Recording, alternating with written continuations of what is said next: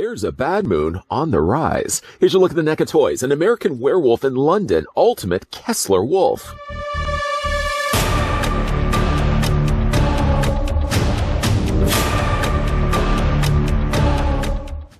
David and Jack, two American college students, are backpacking through Britain when a large wolf attacks them.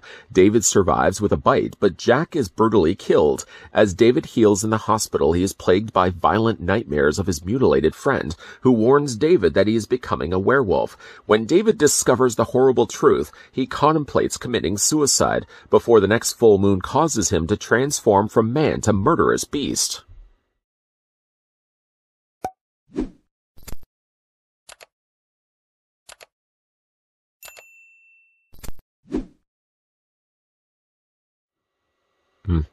Seems to be a full moon outside. I better hurry this review along before the hairs on my arms start to stand up. No, actually, I wasn't bitten by a werewolf. I just have really crazy arm hair, especially at night. Before we get a closer look at Kessler wolf, this channel is sinking to an all-time low. Let's first get some 411 underway. I'm going to provide the 411. You as the viewing audience can digest that. We're going to go ahead and grab the ruler first of all, because I'm sure you guys will want to see just how big the beast is. Starting from 1 and working our way up from 1, the top of its shoulder blades gives us the Kessler wolf standing around 5¼ inches or 13½ centimeters tall. And then, to move from that, from the end of its tail, well, I guess further than that, you want to really consider the end of its, well, I guess the hind legs there as the end of its length. We're going to start there, and to go to the front of the snout, you're looking at the Kessler wolf being 9 inches in length or 23 centimeters long.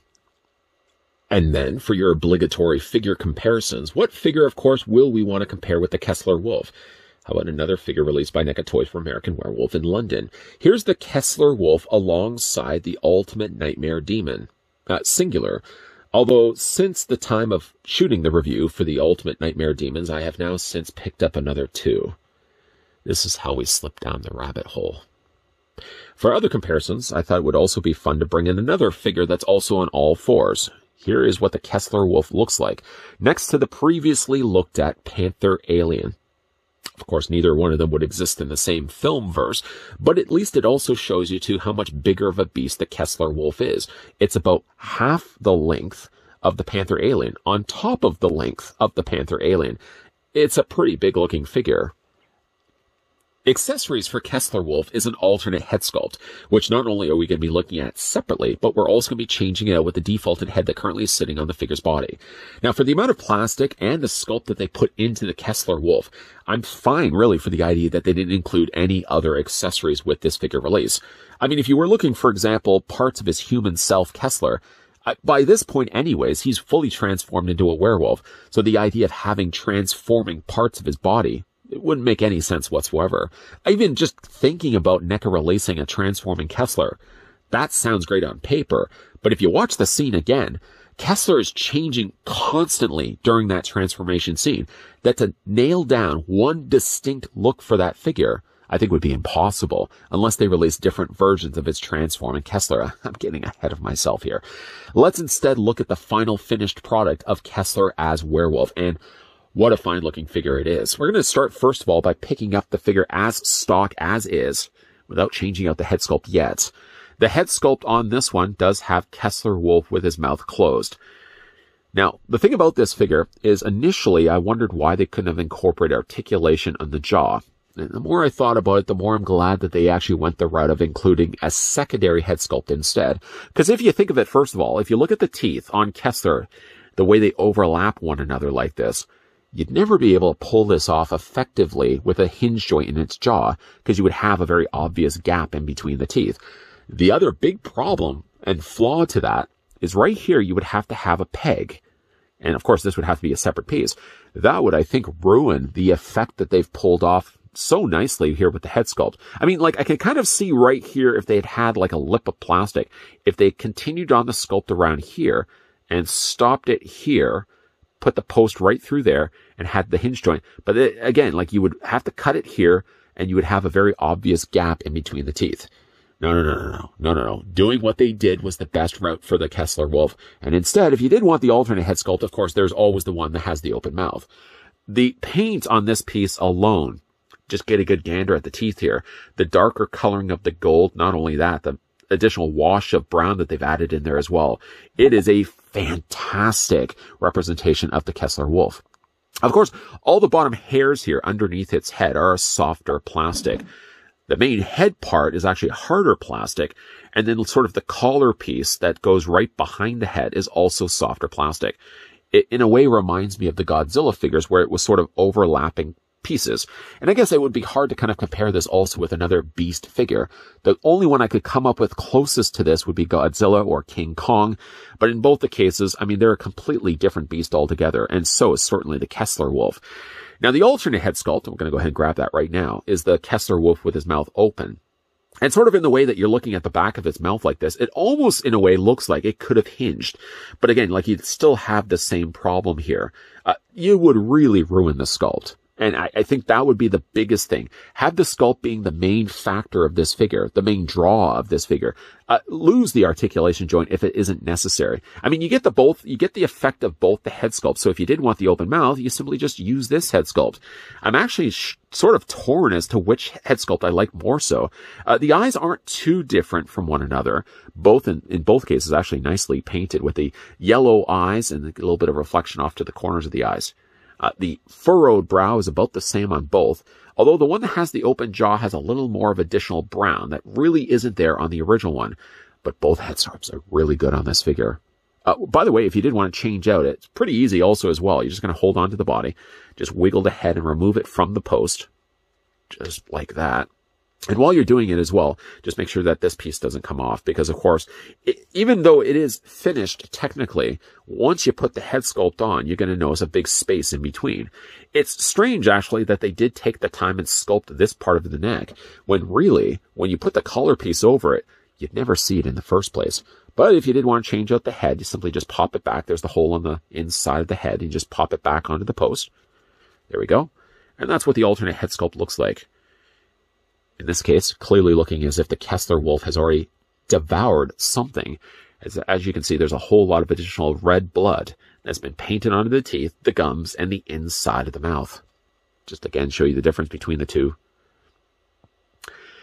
It always happens generally when I look at these figures. I look at them, I think of how good the head sculpts on both the cases are, and then I think to myself, how much do I want to get a second one of these so I could have the Kessler wolf displayed in the two different ways?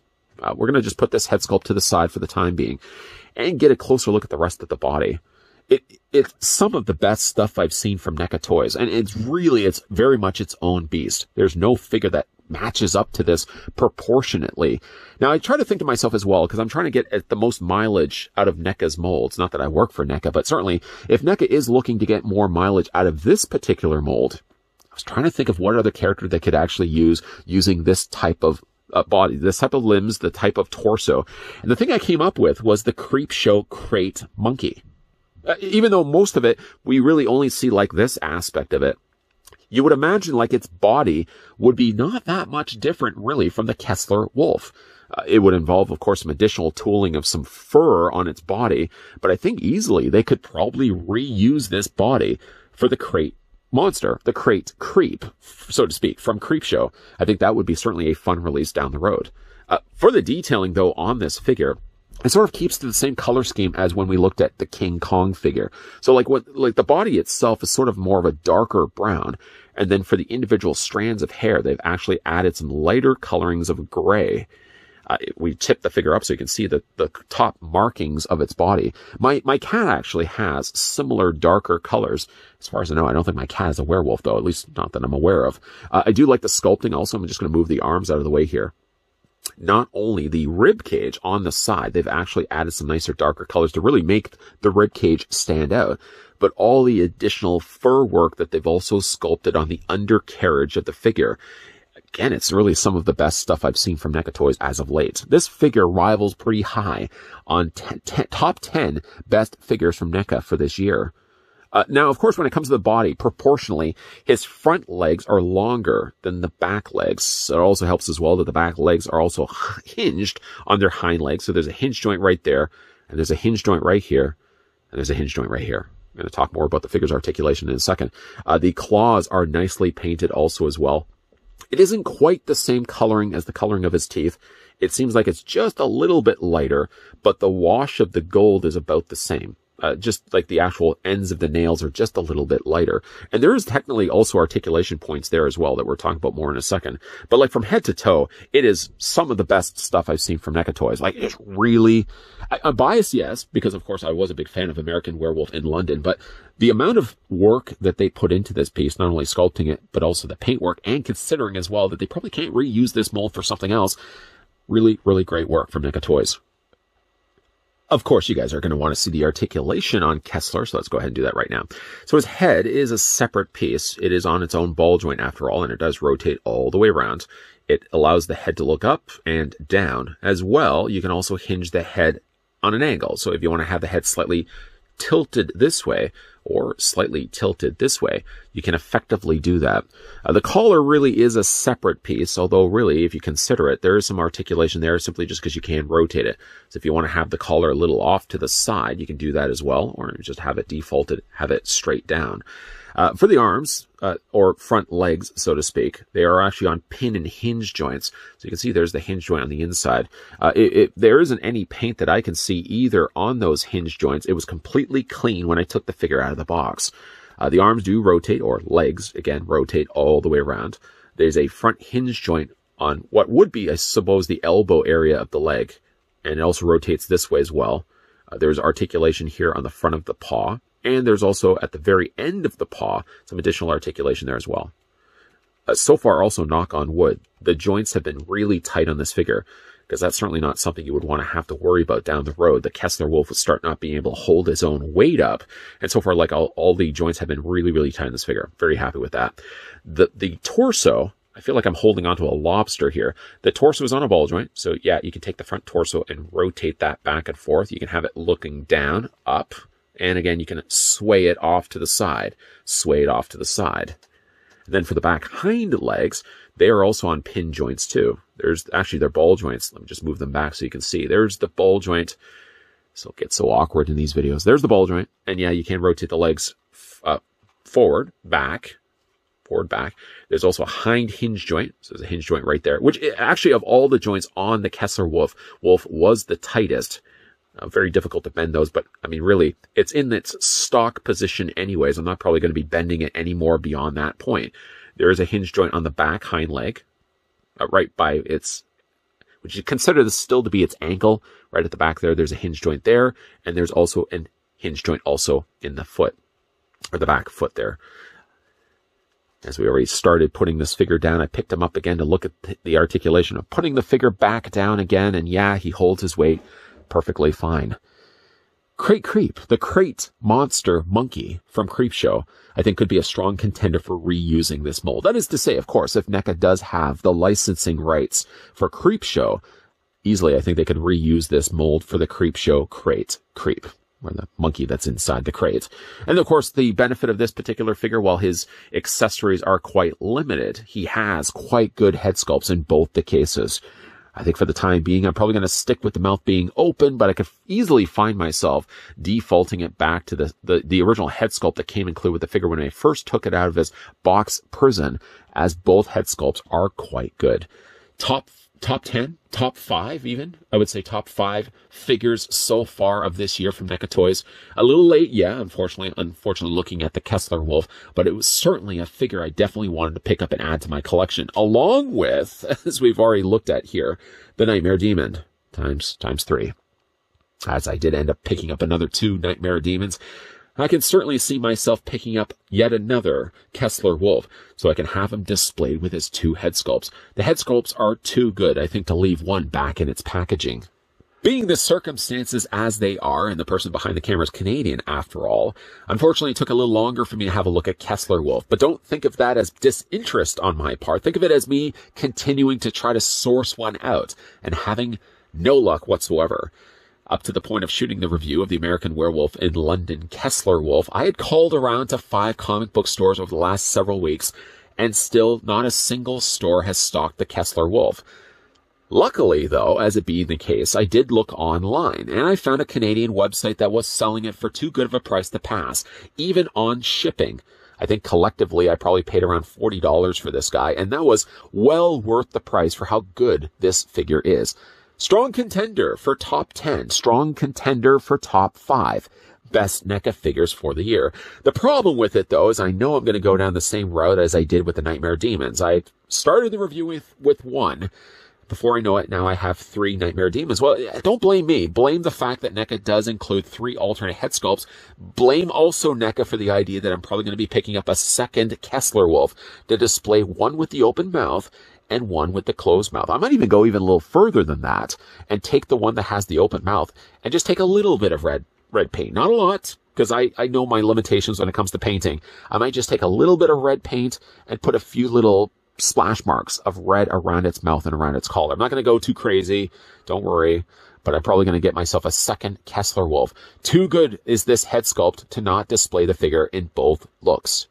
Have you picked up the Kessler wolf? I would imagine by now everybody probably has picked up the Kessler wolf. If you have, let me know down below in the comments section. First of all, what you guys think of the figure. Second of all, which head sculpt you're displaying with the figure. It's a toss-up. I mean, both head sculpts are too good not to display on the figure's body. And also, of course, if you are new to this channel, you're enjoying the content that you're seeing, and if you haven't already done so, please make sure you hit that subscribe button down below. And please make sure you turn on the bell notification, and please make sure you're coming back, because while we have wrapped up the review for the American Werewolf in London, bet your bottom dollar.